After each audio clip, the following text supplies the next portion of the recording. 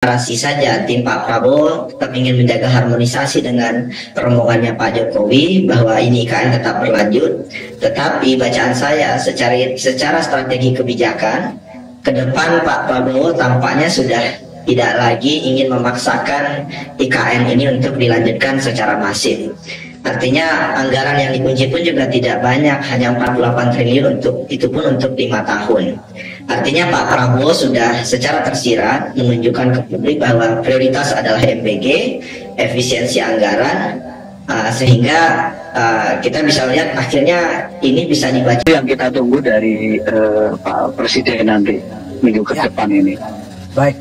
Pak Huda, kemudian yang menjadi pertanyaan adalah bagaimana komitmen dari pihak swasta terhadap proyek IKN? Anda melihatnya seberapa besar komitmen pihak swasta ini?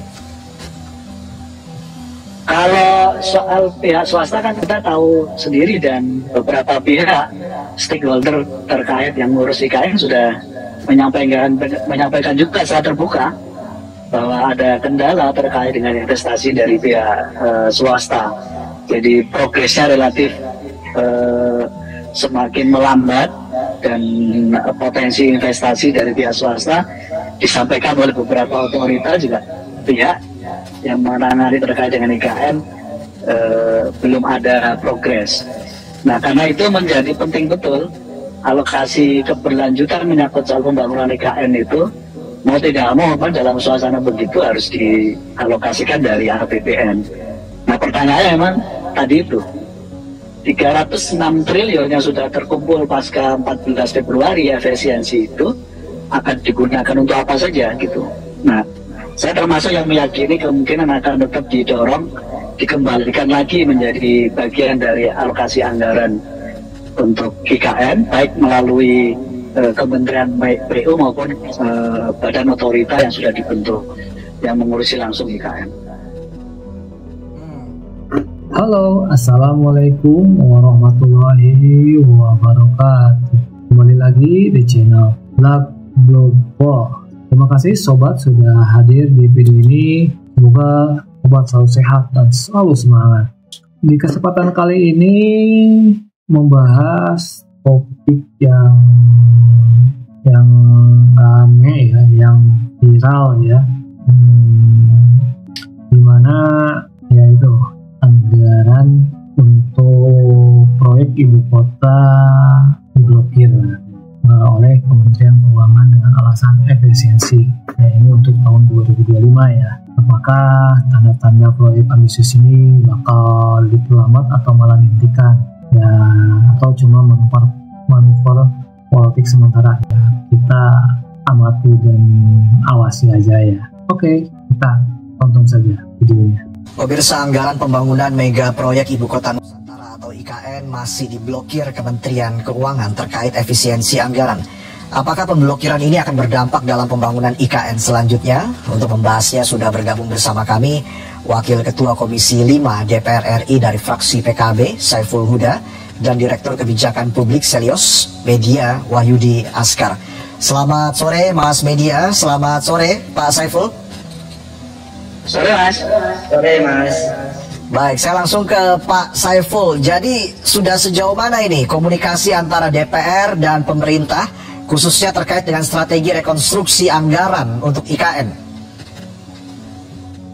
Ya, kita baru tahap pembahasan dalam raker kemarin menyangkut soal persetujuan Komisi 5 terkait dengan efisiensi anggaran dari PU dari 110 triliun di efisiensi 81 triliun tinggal 29,5 triliun.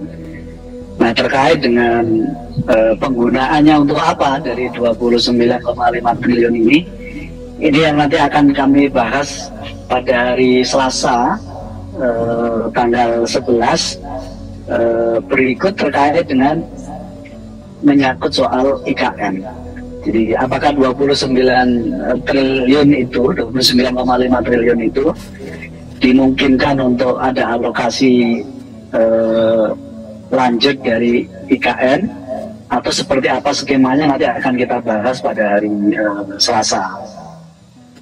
Oke, saya ke Mas Media. Ini sebenarnya kalau Anda lihat apakah dananya memang sudah siap dikucurkan, keran sudah siap dibuka tapi masih ditahan begitu Mas Media, atau memang tidak ada sama sekali nih dana untuk pembangunan IKN pada tahun ini, atau seperti apa Anda melihatnya Mas Media?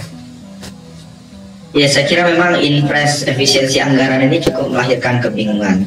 Tetapi memang terkait IKN ini kan opsinya ada 3 ya, lanjut, di hold atau dihentikan. Tapi saya lihat hari ini adalah memang narasi ke publik itu lanjut, tetapi fakta di belakangnya secara fiskal dan keuangan itu sebetulnya di hold, itu yang saya baca. Artinya hari ini hanya perang narasi saja. Tim Pak Prabowo tetap ingin menjaga harmonisasi dengan rombongannya Pak Jokowi bahwa ini IKN tetap berlanjut. Tetapi bacaan saya secara strategi kebijakan ke depan Pak Prabowo tampaknya sudah tidak lagi ingin memaksakan IKN ini untuk dilanjutkan secara masif. Artinya anggaran yang dikunci pun juga tidak banyak, hanya 48 triliun itu pun untuk 5 tahun. Artinya Pak Prabowo sudah secara tersirat menunjukkan ke publik bahwa prioritas adalah MBG, efisiensi anggaran, sehingga kita bisa lihat akhirnya ini bisa dibaca publik ya, bahwa praktis ya hingga hari ini tidak ada penambahan investor swasta lokal dan global karena mereka membaca ini IKN sudah selesai, game over gitu ya. Dan saya kira dalam konteks ini ada satu teori sederhana yang bisa menjelaskan, itu disebut dengan sunk cost fallacy. Jadi pemerintah mungkin mempertahankan kebijakan yang tidak efektif karena telah menginvestasikan banyak sumber daya, tetapi tentu perlu keputusan rasional. Maka sunk cost fallacy ini bilang bahwa daripada tidak membawa manfaat di masa depan, lebih baik dihentikan daripada menanggung rugi dan digeser ke kebijakan yang lain. Saya kira ini yang dilakukan oleh Pak Prabowo hari ini.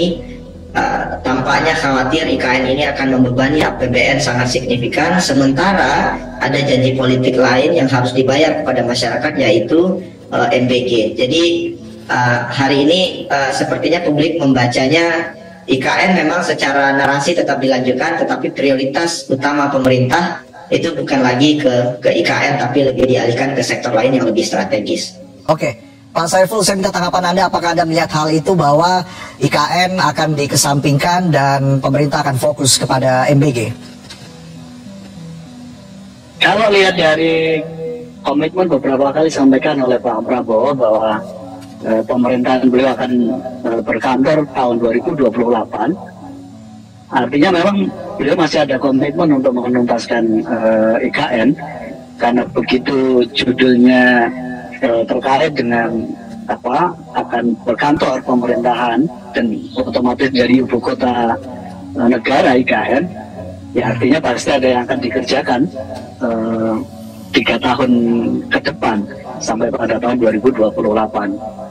Nah, karena itu kira-kira begini, isu menyangkut soal IKN ini kan muncul kembali setelah Impres nomor 1 itu, dan saya membayangkan memang hari ini yang di hold atau yang diblokir itu semua kementerian, tidak hanya Kementerian PU sebenarnya, karena masih dalam tahap konsolidasi. Tepatnya pada tanggal 14 Februari nanti akan dipastikan semua pasca efisiensi ini setelah mendapatkan akumulasi anggaran 300,6 triliun itu. Nah, kira-kira pemerintah akan menggunakan untuk apa, dan itu yang kita tunggu sebenarnya.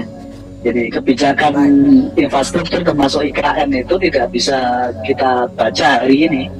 Yang paling mungkin nanti bisa kita baca pasca efisiensi tanggal 14 Februari itu, yang tinggal 1 minggu ini.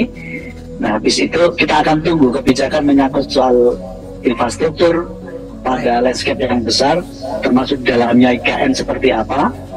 Itu yang kita tunggu dari Pak Presiden nanti minggu ke depan ini. Baik, Pak Huda, kemudian yang menjadi pertanyaan adalah bagaimana komitmen dari pihak swasta terhadap proyek IKN? Anda melihatnya seberapa besar komitmen pihak swasta ini?